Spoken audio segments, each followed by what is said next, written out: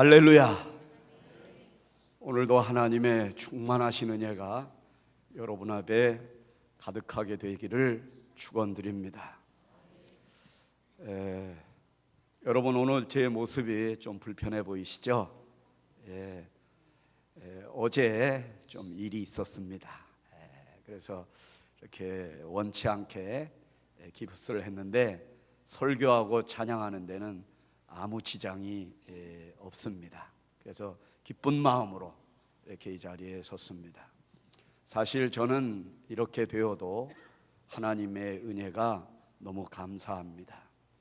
왜냐하면 아시는 분은 아시겠지만 저는 이미 2년 전에 죽었어야 될 몸입니다.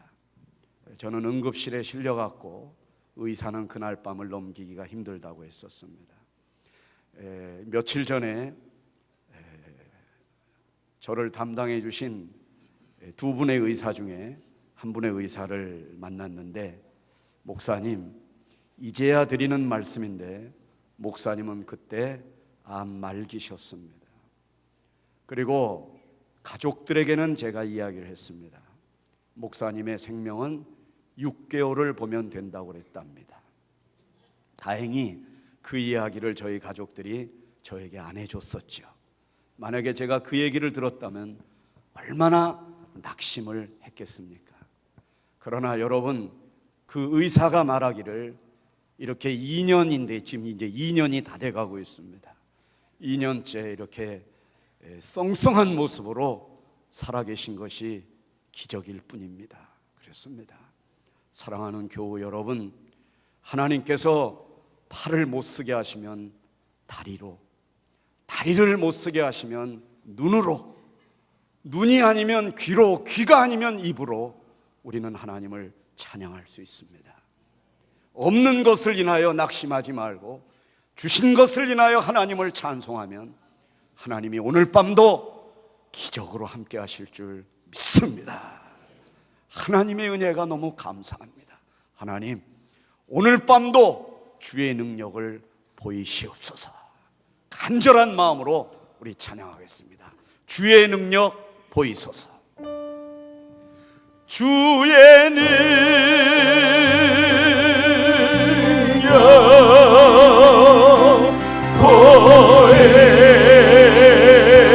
보이소서. 주의 능력, 주의 능력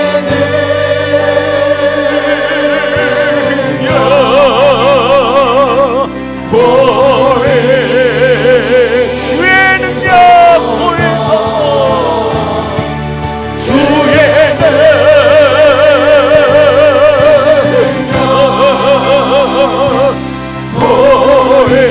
주의 능력 보이소서.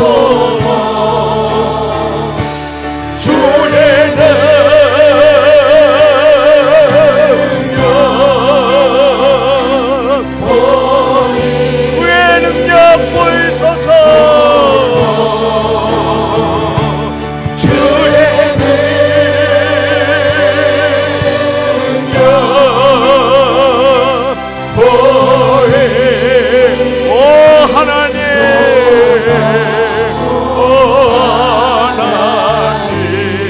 모든 만물 다스리시는, 모든 만물 다스리시는 예수는 주. 아멘. 어둠에서 빛을 창조하신 예수는 주. 영원히 우리와 거하시는 예수는 주. 그 이름 부를 때, 그 이름 부를 때 영원주는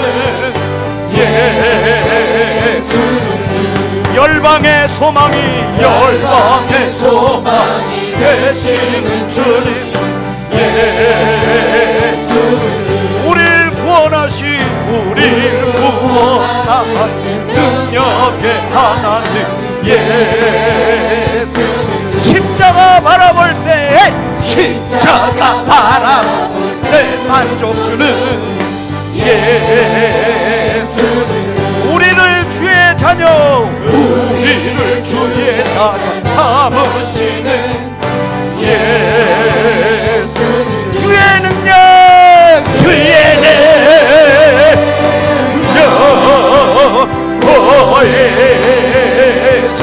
보이소서 아멘 주의 능력 보이소서 천천히 주의 능력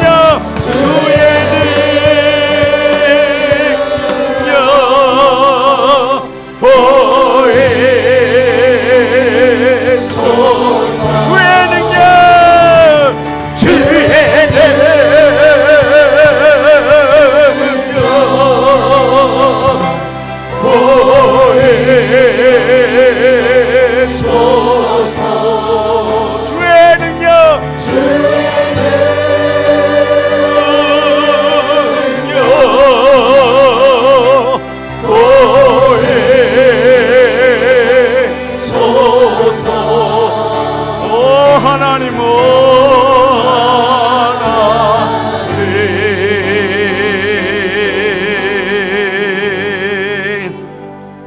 할렐루야. 언젠가 그 강서구 쪽에 오는 재활원에 가서 설교를 하게 되었습니다. 거기에는 손이 없는 아이도 있었고 발이 없고 손이 불편하고 다리를 쓸 수 없는 아이들이 대부분이었습니다. 그 손이 없는 아이들이 어떻게 찬송을 부를까? 손뼉을 치며 불러야 되는데 한쪽 손을 가지고 마룻바닥을 치면서 기쁨으로 찬송을 부르는 모습을 봤습니다. 그렇습니다. 저부터도 그렇고 이 뒤에 같이 찬양을 하는 찬양단은 모든 분들이 음악적인 실력 때문에 하나님이 여기에 세워주신 것이 아니라 하나님의 은혜를 감사하는 자들은 누구나 이 자리에 서서 찬양할 수가 있습니다. 그럴 때 하나님이 영광을 받으실 줄 믿습니다. 그 어떤 시련과 어려운 상황 속에서도 하나님께 감사하며 나아갈 때 하나님은 그 감사를 통하여 영광을 받으실 줄 믿습니다. 우리 그때까지 이 찬양을 하나님께 드리겠습니다. 그때까지 난 항상 찬송하며 기쁘게 주를 따라가네. 그때까지 주님만 바라보네. 주 날 부른 그때 다시 한번 그때까지 난 항상 찬송하며 기쁘게 주를 따라가네.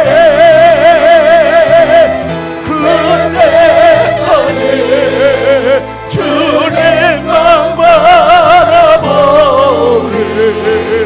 주 날 부른 그때까지 1절 들어갑니다. 그때까지 내 맘에 찬송이 있네. 애통하는 슬픔이 있어도 지나친 세상을 생각하네. 이 세상은 내 짐이야. 세상 재물 그같이 상실하여 잠시 동안 주어진 것일세. 세상 재물 날개가 깨하여도 천국에서 기쁨만이. 그때까지 난 항상 찬송하며 기쁘게 주를 따라가네. 그때까지 주님만 바라보네. 주 날 부르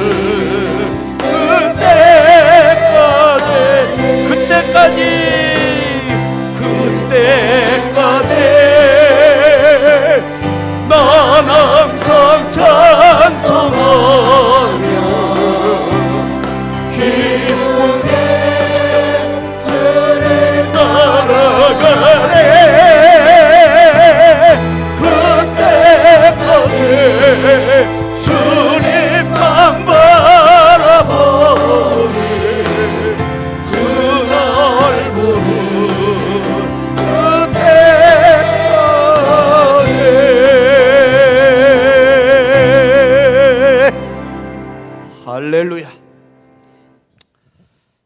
여기 경기도 양평에 가면 저희 이모님이 한 분 살고 계신데요. 이제 올해로 84살, 80 연세가 이렇게 높으세요. 근데 안타깝게도 우리 이모님은 혼자 이렇게 사세요. 그래서 제가 이번 명절 때도 못 찾아뵈서 어저께 사실은 이모님 댁을 제가 방문하러 갔었습니다. 근데 아직 시골이라 그런지 눈이 녹지를 않아서 이모님 댁 지붕에서 눈이 녹아서 바닥에 얼음이 있는 걸 모르고 제가 그만 거기를 헛디뎠다가 돈 좀 투자하게 되었습니다. 병원도 살아야 되지 않겠습니까? 그래서 그때 팍 넘어지면서 하나님께 감사했습니다. 두 손을 다치지 않게 하시고 한 손을 다치게 하신 하나님께 감사하고, 두 번째는 깨달음을 주신 하나님께 감사합니다. 내가 너에게 건강한 두 손을 주었건만 그 손으로 네가 가난한 자를 만졌느냐? 가난한 자의 상처를 어루만져 주었 일이 있느냐?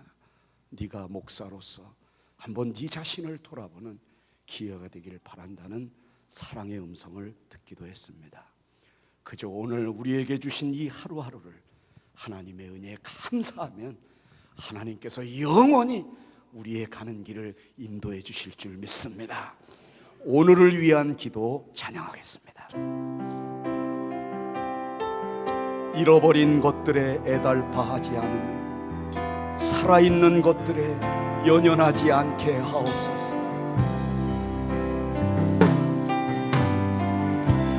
잃어버린 것들에 애달파하지 않으며 살아있는 것들에 연연하지 않으며 살아가는 일에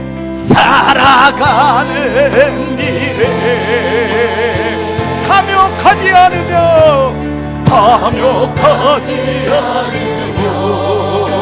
나의 나됨 버리고 오직 주님 내 안에 살아있는 오늘이 되게 하옵소서. 가난해도 비굴하지 않으며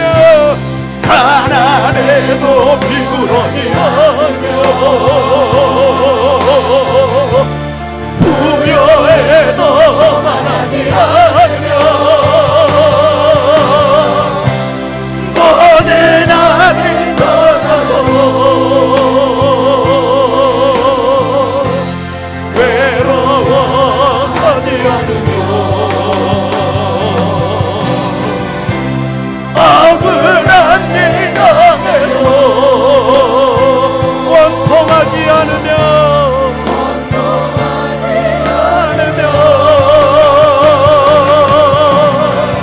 소중한 것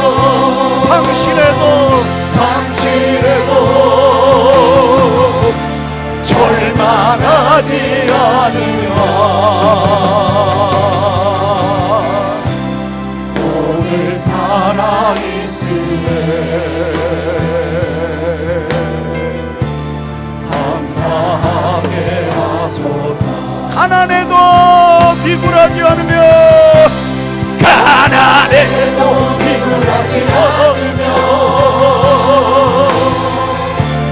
부여해도 말하지 않으며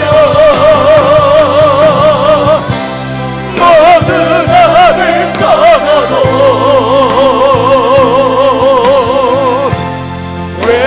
외로워하지 않으며 억울한 일 당해도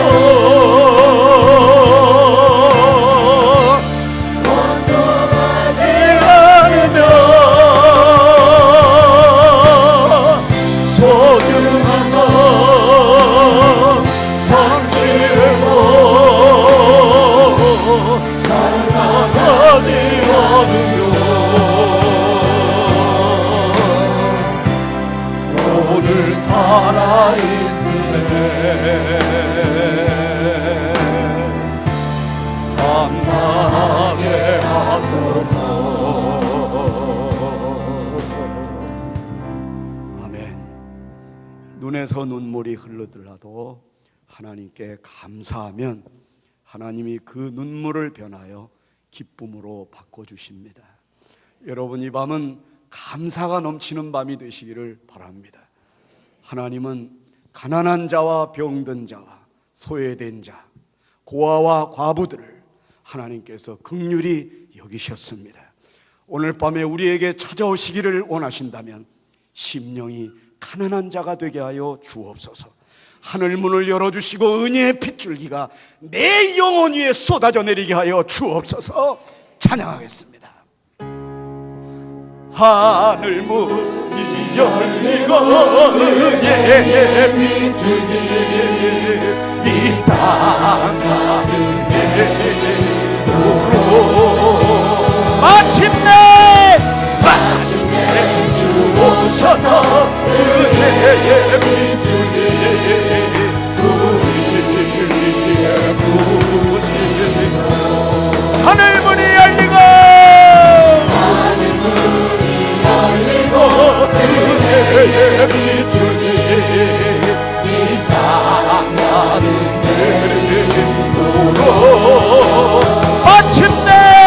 마침내 주 오셔서 은혜의 빗줄기 우리의 부으시고 하늘문이 열리고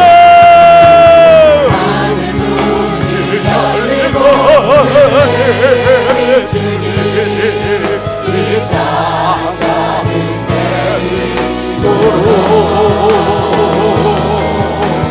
마침내 주 오셔서 은혜의 빗줄기 우리의 부으시고 우리 함께 기도해 우리 함께 기도해 주 앞에 나와 무릎 꿇고 베푸시는 주 하늘을 향해 두 손 들고 하늘문에 열리고 은혜의 빗줄기 이 땅 가운데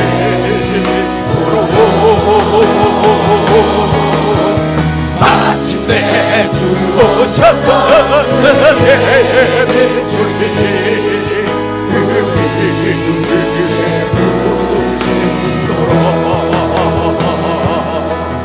우리 위에 부으시도록 할렐루야.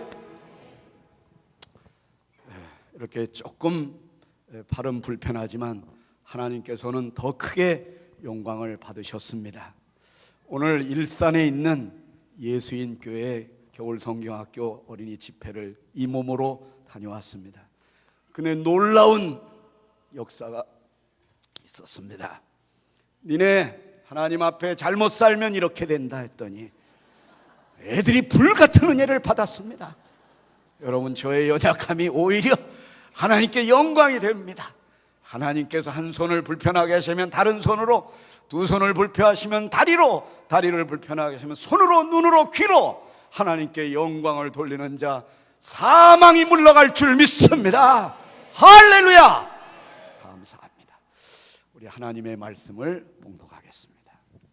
하나님의 말씀은 사도행전 1장 4절입니다.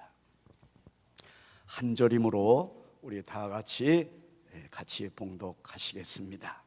사도행전 1장 4절입니다. 사도와 함께 모이사 그들에게 분부하여 이르시되 예루살렘을 떠나지 말고 내게서 들은 바 아버지께서 약속하신 것을 기다리라. 아멘. 오늘 여러분들께 드릴 말씀의 제목은 기도의 중요성, 이런 제목으로 말씀을 드리겠습니다. 오늘 이 사도행전 1장 4절의 말씀은 예수님께서 죽음의 권세를 이기시고 무덤에서 부활하신 후에 40일 동안 이 세상에 계셨습니다. 그리고 40일 후에 제자들이 보는 앞에서 하늘로 승천하셨습니다. 승천하시기 바로 전에 사도들과 함께 모이셔서 그들에게 분부하신 말씀입니다. 오늘 본문 1장 4절을 보니까 사도와 함께 모이사, 여기서 성경의 원문을 보면 사도와 이 사도라는 단어가 없습니다. 물론 이것을 번역한 사람들이 거기에는 사도들을 중심으로 있었기 때문에 사도와 이것을 이해를 돕기 위해서 사도와를 집어넣지만 성경 원문에는 사도가 없었다. 그러면 이거는 뭘 의미하는가? 함께 모이셨다. 함께 모이셨다라는 이 표현은 예수님은 성자 하나님으로서, 창조주로서, 전능하신 자로서 인생들과 함께 모이셨다는 것입니다. 그들과 함께 거하셨다는 거예요. 여기서 함께 모이셨다라는 이 단어는 함께 모으다, 이런 뜻이 있습니다. 두 번째 뜻은 함께 식사하다, 이런 뜻이 있어요. 이것은 뭘 말하냐면 하나님께서 인생들, 어떤 인생들입니까? 예수님 십자가에 못 박혀 죽으실 때 다 버리고 도망갔던 인생들, 비참한 인생들, 겉으로는 하나님 앞에 충성을 다짐하면서도 속으로는, 뒤로는 죄를 짓고 다녔던 그 인생들을 불쌍히 여기셔서 다시 찾아와 주셨다는 것입니다. 사도행전 1장 13절에 보면 이런 말씀이 있습니다. 그들은 성 안으로 들어와서 자기들이 묵고 있는 다락방으로 올라갔다. 이 사람들은 베드로와 요한과 야고보와 안드레와 빌립과 도마와 바돌로메와 마테와 알페오의 아들 야고보와 열심당원 시몬과 야고보의 아들 유다였다. 이거는 개역 개정판이 아니라 새 번역을 제가 한번 소개해 드립니다. 개역 개정에 보면 열심당원 시몬을 뭐라고 표현하면 셀로신 시몬이라고 하고 있습니다. 이 셀로신은 열심당, 이런 뜻입니다. 그러면 여기서 제자들 중에 열심당원 시몬이 있었다는 것은, 열심당원은 당시에 유대인들이 로마의 지배를 받고 있었습니다. 그래서 어떻게 해서라든지 폭력을 써서라도, 무력을 써서라도 이스라엘을 회복하고 싶은 열심당원들이 있었습니다. 행동대원이죠. 이 사람들은 과격했지만 나름대로 역사의식을 갖고 있었던 사람들입니다. 예수님의 제자들 중에는 열심당원도 있었다 이거예요. 그러나 반대로 베드로, 야고보, 안드레, 요한, 이런 사람들은 역사의식은커녕 물고기를 잡아서 그것을 생계를 유지하는, 하루 벌어 하루 먹고 사는, 역사의식을 생각할 겨를도 없는, 생존을 위협받고 있는 가난하고 참으로 고기 잡는 자들일 뿐이었습니다.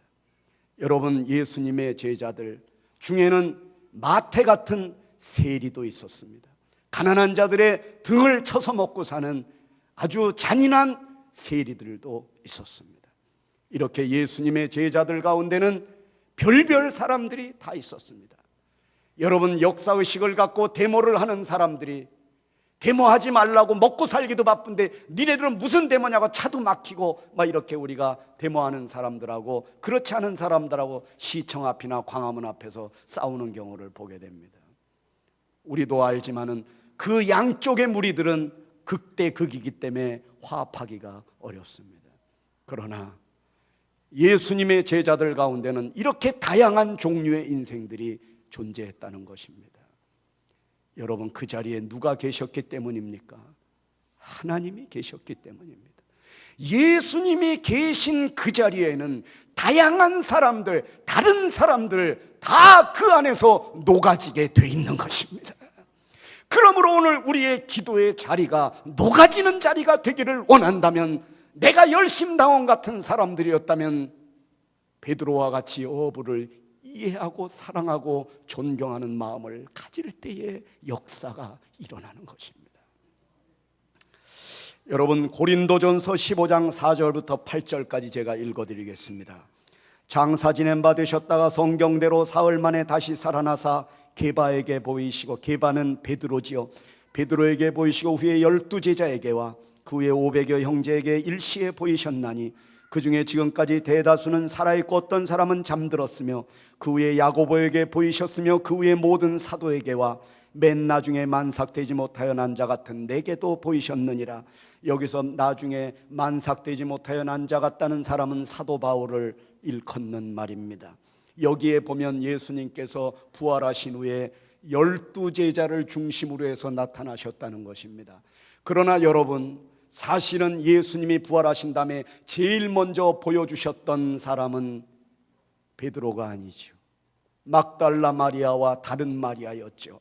성경 마태복음 28장 1절과 10절을 제가 읽어드리겠습니다. 안식일이 다 지나고 안식 후 첫날이 되려는 새벽에 막달라 마리아와 다른 마리아가 무덤을 보려고 갔더니, 이에 예수께서 이르시되 무서워하지 말라, 가서 내 형제들에게 갈릴리로 가라, 거기서 나를 보리라 하시니라. 여러분, 이상하지 않습니까? 먼저 찾아간 사람은 마리아였습니다. 사도들은 다 예수님을 버렸습니다. 마가의 다락방에서 문을 걸어 잠그고 두려워서 자기네들도 붙잡혀 죽을까봐 부들부들 떨고 있었습니다. 그런데 왜 예수님은 이 성경 말씀을 통하여 내가 마리아에게 먼저 보였으며 막달라 마리아에게 보였다고 말씀하지 않고, 내가 게바에게 보였으며 12제자에게 보였으며 내가 그들에게 갈릴리로 가서 분부할 것을 잃겠다고 왜 마리아와 이런 성도들의 이름을 여기서 제외시켰던 것일까요?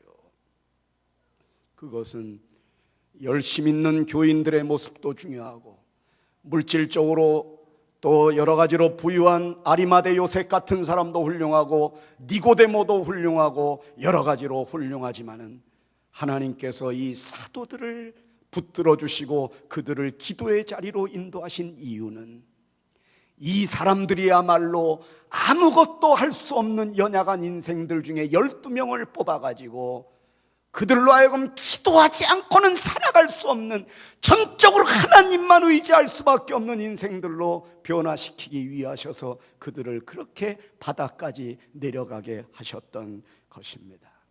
이런 사람들이 사도행전 2장 1절로 보니까 오순절날이 이미 이름에 그들이 다 같이 한 곳에 모였더니, 6절에 이 소리가 나매 큰 무리가 모여 각각 자기의 방언으로 제자들이 말하는 것을 듣고 소동하였다. 여기서도 오순절 다락방에 모인 사람들, 제자들 외에도 다른 사람들도 있었겠지만 제자들이 말하는 것을 듣게 하신 하나님 아버지,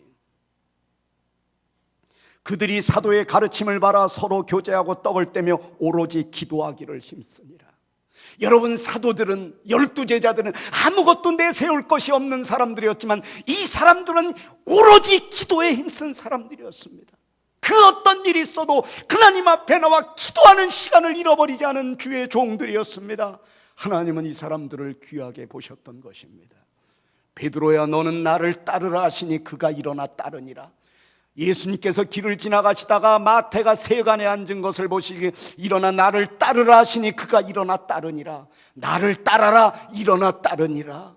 예수님의 말씀과 베드로 사이에 아무것도 존재하지 않는 것을 보는 것입니다. 주의 말씀이 나에게 떨어질 때 따라라, 일어나 따르는 것입니다. 하나님과 여러분 사이에 아무것도 없게 되기를 바랍니다. 그런 사람이 하나님 앞에 기도할 수 있습니다. 여러분, 사도행전 3장 1절에 보면 제9시 기도 시간에 베드로와 요한이 성전에 올라갔다고 기록되어 있습니다. 베드로의 이름 앞에 제9시 기도 시간에 오후 3시입니다. 우리나라 시간으로 오후 3시에 기도하러 성전으로 올라가다 베드로가 안진뱅이를 고치는 장면입니다. 사도행전 앞에는요, 베드로의 이름 앞에는 기도가 없었습니다. 그러나 여기서 보니까 베드로의 이름 앞에도 기도가 있고 베드로의 이름의 뒤에도 기도가 있게 되는 것을 볼 수가 있습니다. 사도행전 9장 40절에 보면은 베드로가 사람을 다 보내고 무릎을 꿇고 기도하고 돌이켜 시체를 향하여 이르되 다비다야 일어나라 하니 그가 눈을 떠 베드로를 보고 일어나 앉는지라. 베드로가 뭐예요? 무릎을 꿇고 기도했다. 베드로의 이름 앞에도 기도가 있었더니 사도행전 9장으로 넘어오니까 베드로가 무릎을 꿇고 기도하는 사람이 되었다는 것입니다. 옛날에 베드로에게는 이런 무릎을 꿇고 기도하는 주의 종의 모습이 없었습니다. 그러나 하나님은 그를 기도의 계곡으로 몰고 가셨습니다. 그래서 그를 기도의 사람으로 변화시켜 주셨던 것입니다. 마지막으로 사도행전 10장 9절을 보겠습니다. 이튿날 그들이 길을 가다가 그 성에 가까이 갔을 때 여기를 주목해서 보시기 바랍니다. 베드로가 기도하려고 지붕에 올라가니 그 시각은 제6시더라. 6시는 우리나라 시간으로 낮 12시를 말합니다. 이 유대인들의 집에는요, 지붕으로 올라갔다라는 건 옥상으로 올라갔다 그러는데 옥상은 옥탑방까지 지붕이 없습니다. 유대인들의 집은요, 올라가면 하늘이 보이는 것입니다. 나무도 없습니다. 파라솔도 없습니다. 깃들일 그늘도 없는 지붕입니다. 유대인들의 집이 그랬습니다. 그런데 낮 12시면 떼약볕이 쨍쨍 내려쬐는 무더운 여름 날씨와도 같았겠죠. 그 시간에 베드로는 기도하기로 작정을 하고 지붕으로 올라가 그 떼약볕이 내리는 그 옥상에 무릎을 꿇고 하나님 앞에 기도하는 사람이 되었던 것입니다. 그래서 이렇게 기도하게 되니까는 베드로가 지나갈 때 병자들을 베드로의 그림자만 밝게 해도 병자가 일어나게 하는 놀라운 역사를 하나님이 그에게 부어주셨습니다. 오늘도 이런 역사가 저와 여러분에게 일어나게 되기를 주의 이름으로 축원드립니다. 기도드리겠습니다.